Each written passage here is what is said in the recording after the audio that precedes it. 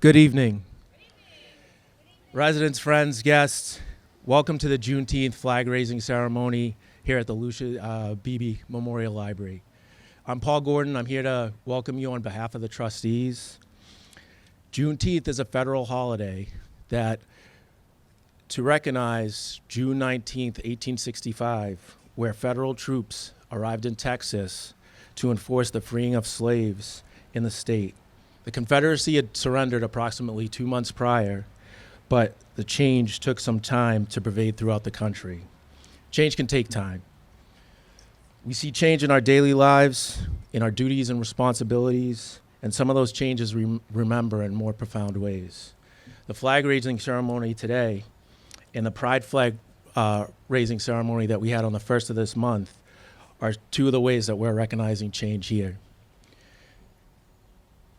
I'll be followed by remarks from the chair of town council, and on behalf of the trustees, I'd like to say that we are happy that the library is able to fly the Juneteenth flag as well as the pride flag this month at the request of the town council. Ms. Budd.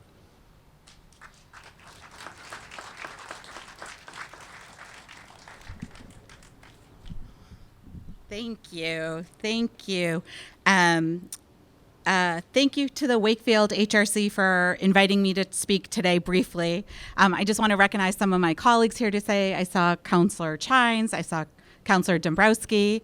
Want to thank the school committee members that are here, Kevin Fontanelle and Eileen Colleran, and Tom Markham back there, and I might have missed some people, and also our town administrator, Steve Mayo. Thank you for being here. And I want to welcome everyone else for being here to help us celebrate Juneteenth. I'm so excited that this has become an annual tradition in Wakefield.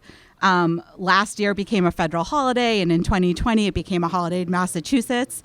In addition to just having a day off on Monday, it's a celebration. When Juneteenth began, there were community gatherings with food, public readings of the Emancipation Proclamation, and the singing of songs. And so I love that we're here together to celebrate. June 19th is also a day to be reflective and celebrate the ancestors and their resiliency. It's a time to reflect and remember, but it's also a day to remember and understand how much more work we still have to do. As said by a civil rights leader, none of us are free until we are all free. There are so many disparities that can be worked on today. So today's a day where we can commit to do that work, to recognize our nation's past and look forward to our country's future. And we're all here committed to do the work. So in closing, I'm going to just quote Amanda Gorman, who's one of my favorites. She said, "When day comes, we step up out of the shade, aflame and unafraid. The new dawn blooms as we free it. For there is always light, if only we're brave enough to see it, if only we're brave enough to be it." Thank you.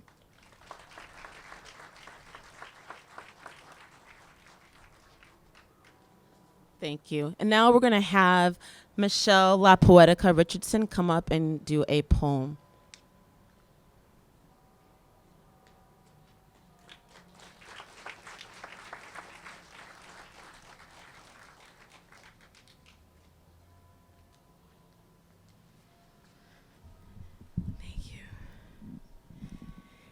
Good afternoon, ladies and gentlemen, and all the beautiful people in between. How is everybody today?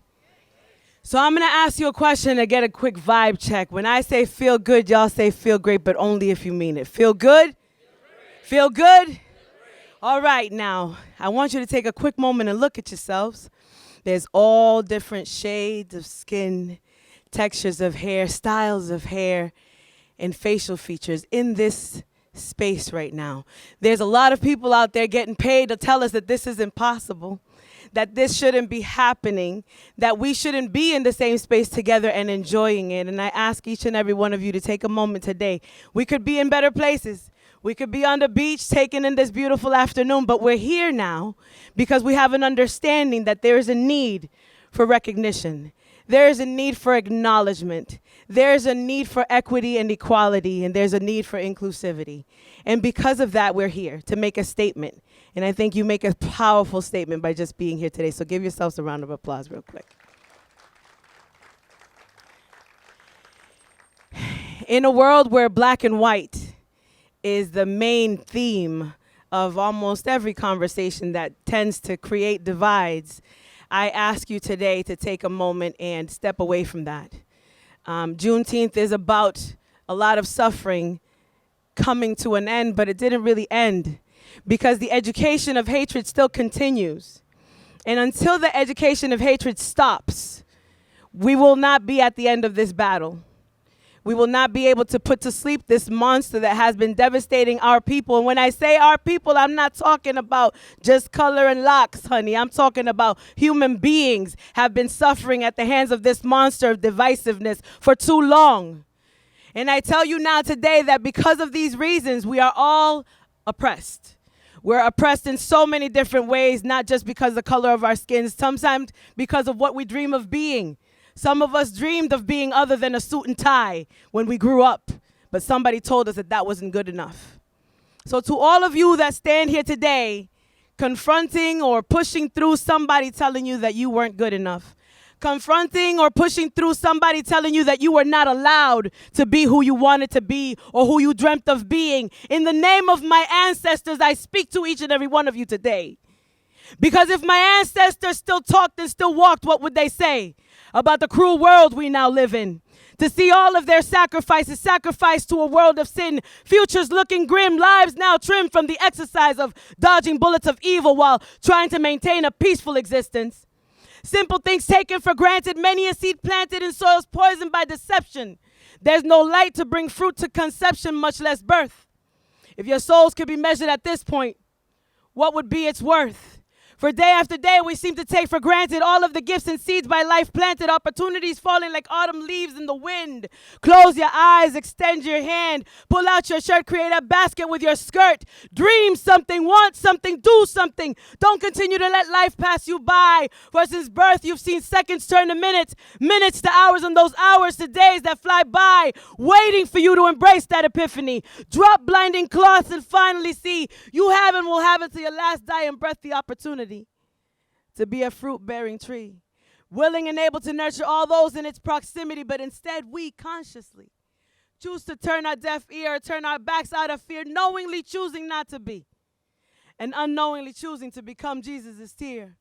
What if you knew that your time was near, that someone else's clock was winding down? Would you choose to be an adjective, a verb, or a stagnant noun? Smile or frown, be a prince or a pauper, and would you, could you, should you, not just wear, but even be allowed to look upon a jewel-bearing crown with the intent to wear it? Tell me now how you see fit that we've lost our belief in love, truth, and loyalty, respect, honor, and affection given genuinely. How easy it is for them to stand there and expect from me when they can't even look in the mirror and see what Jesus would see. The greater good spiritual Robin Hoods of their dream robbing capabilities. That's right, mad random, I know, but as my thoughts wander to and fro, I ask you, each and every one of you, if you truly knew that the sky was your limit, how tall would you be willing to grow? Now I stand here as a woman of color, as a Dominican Latina, as a Latinx, as whatever label is common and trending today. I stand here as a human being, mother of many shades and hues. And I tell you that if you take a moment and realize hate is hate, is hate, is hate. It doesn't matter for you to hate me because of the color of my skin or the texture of my hair than it is for me to hate that man standing right there because of the uniform that he wears and puts on every day.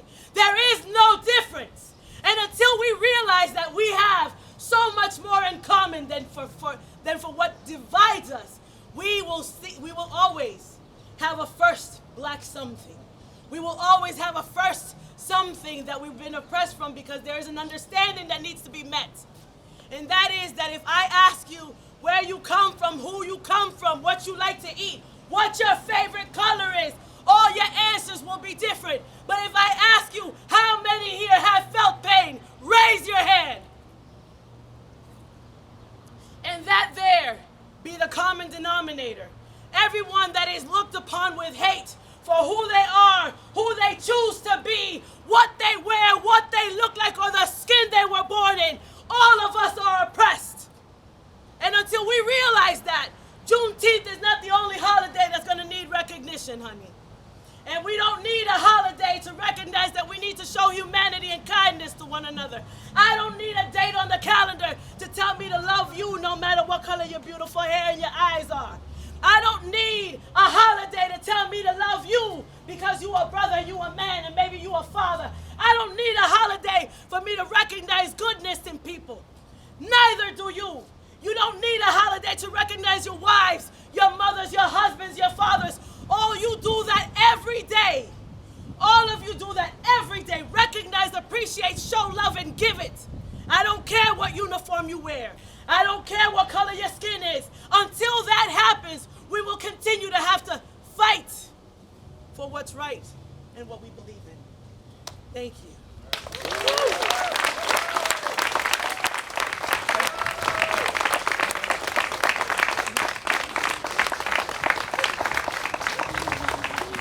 Thank you. That was so powerful. Thank you so much. My name is Nicole Jacob, and I'm with the Wakefield Human Rights Commission, and I am also a member of the North Shore Juneteenth Association. And before we begin, I just want to recognize some of the community members that are here. I'm going to have you wave so I don't have to remember and forget names. So I have members of the town council here. Can you guys just give a wave? Members of the school committee are here. A member of the finance committee is here. Members of, the library trustees are here. We have two members of our police department, Deputy Chief Calabrese and Chief Scory are both here. And I hope I got everybody, and if not, I'm very sorry. And I have also my beautiful children, Anya Jacob and Max Jacob, who are students at the Wakefield schools. So they'll be reading with me. And I also want to recognize Nicole McLean, who's back there. She is the chair of the North Shore Juneteenth Association, who continues to work tirelessly to bring these celebrations to various communities north of Boston. And she's doing an excellent job. Thank you, Nicole.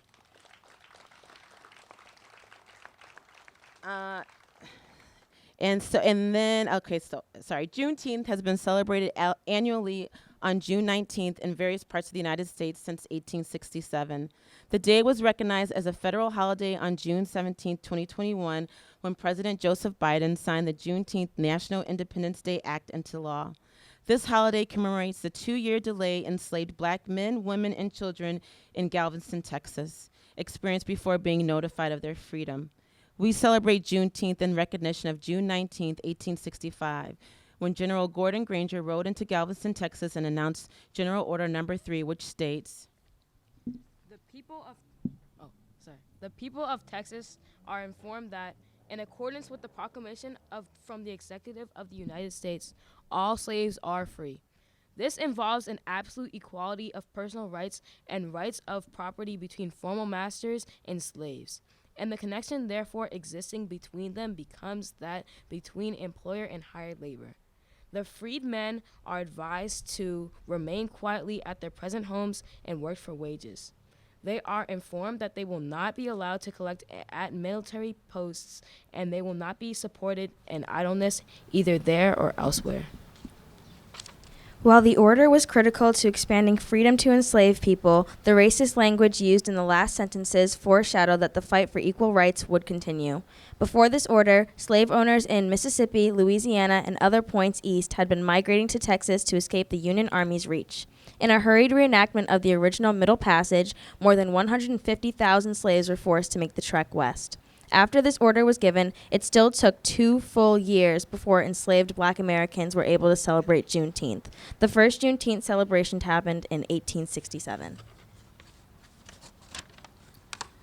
Former slave owners continued to enforce their power over freedmen and women, killing black families, oppressing black men, women, and children, and cruelly punishing them in every way imaginable. 250,000 black Americans that were enslaved in various parts of the country were being held in Galveston, Texas, which is why Juneteenth is celebrated all over the United States and not exclusively in Texas. The acknowledgement of Juneteenth as a federal holiday was a long-fought battle. The fight did not begin last year. The fight has received attention, and the events of the 2020 allowed change makers to grant black people one request. The National Juneteenth Observers Foundation has been pushing for this to happen for years. We are extremely excited to see the fruit of the labor and rejoice, because dismissing the work and the people that did the work to make this happen would be shameful. Opal Lee is recognized as the grandmother of Juneteenth. She campaigned for decades to make Juneteenth a federal holiday. She promoted the idea of leading a 2.5 mile walk each year, representing the 2.5 years it took for the news of the Emancipation Proclamation to reach Texas. At the age of 89, she conducted a symbolic walk from Fort Worth, Texas to Washington, D.C. She began the walk in September 2016 and arrived in Washington January 2017. She hoped to plead the case for the federal holiday directly to President Barack Obama. Opal Lee promoted a petition for a Juneteenth federal holiday. The petition received 1.6 million signatures. She said, and I quote, "It's going to be a national holiday. I have no doubt about it. My point is, let's make it a holiday in my lifetime." Miss Opal stood alongside President Biden during the historic occasion and received the pen he used to sign off on the law, making Juneteenth a national holiday. While we rejoice during the ceremony, we understand that there is still more work to be done to end this systemic racism and to change hearts and minds about what Black Americans represent. "Ain't I a Woman" is a quote by Sojourner Truth, formerly enslaved woman and suffragette. "I am a man" is a declaration of the civil rights movement. Both are historical statements that sum up the reason to continue to fight for equity. Banning the teaching of the full history of American schools, refusing to reimagine policing, refusing to acknowledge systems of oppression that plague every area of our society, and blocking reparations legislations are actions that dishonor this holiday. Those actions let us all know that while we celebrate, we must continue to keep the bigger picture in focus.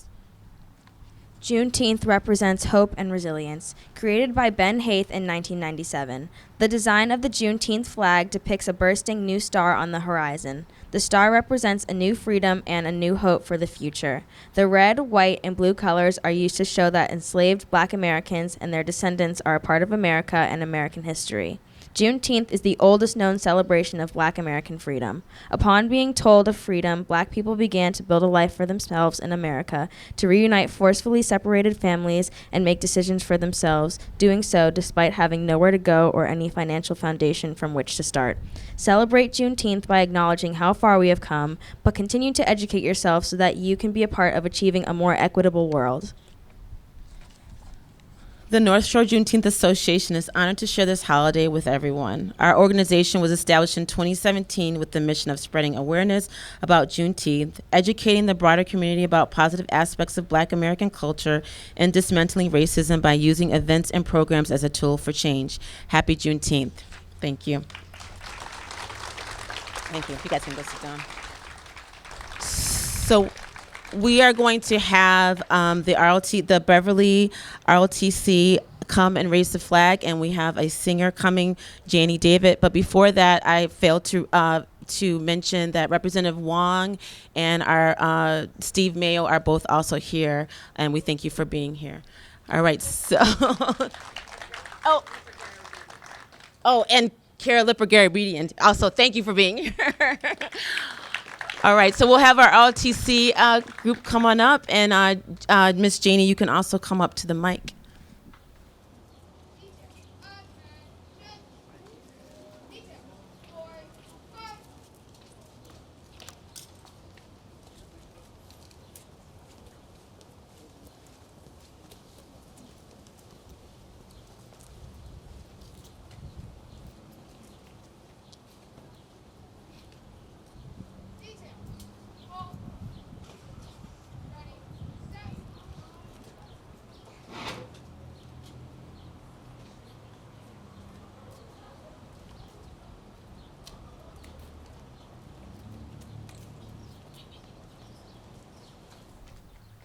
Before you start, she's going to sing Lift Every Voice and Sing. I have some copies on the table if anyone wants to join in or follow along. Sorry.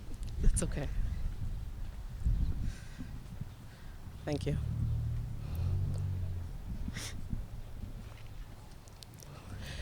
Lift every voice and sing till earth and heaven fun ring, ring with the harmonies of liberty. Let our rejoicing rise high as the listening skies. Let it resound loud as the rolling sea. Sing a song full of the faith that the dark past has taught us. Sing a song full of the hope that the present has brought us. Facing the rising sun of our new day begun, let us march on till victory is won. Stony the road we trod, bitter the chastening rod, felt in the days when hope unborn had died. Yet with a steady beat have not our weary feet come to the place for which our people sighed. Oh, we have come over a way that with tears has been watered. We have come treading our path through the blood of the slaughtered.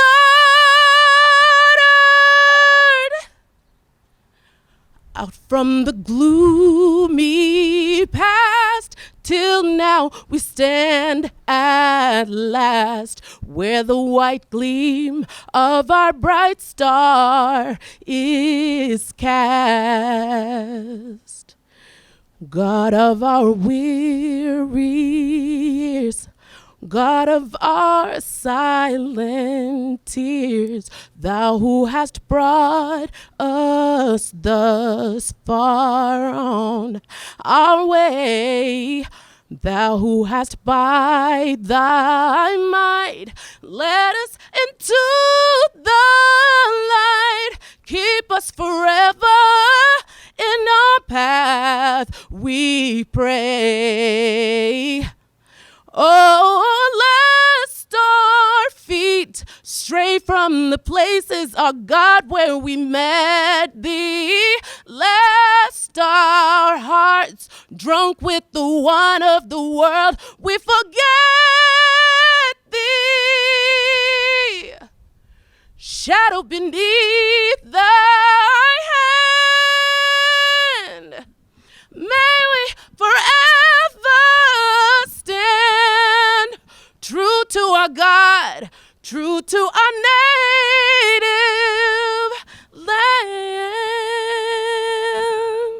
Thank you.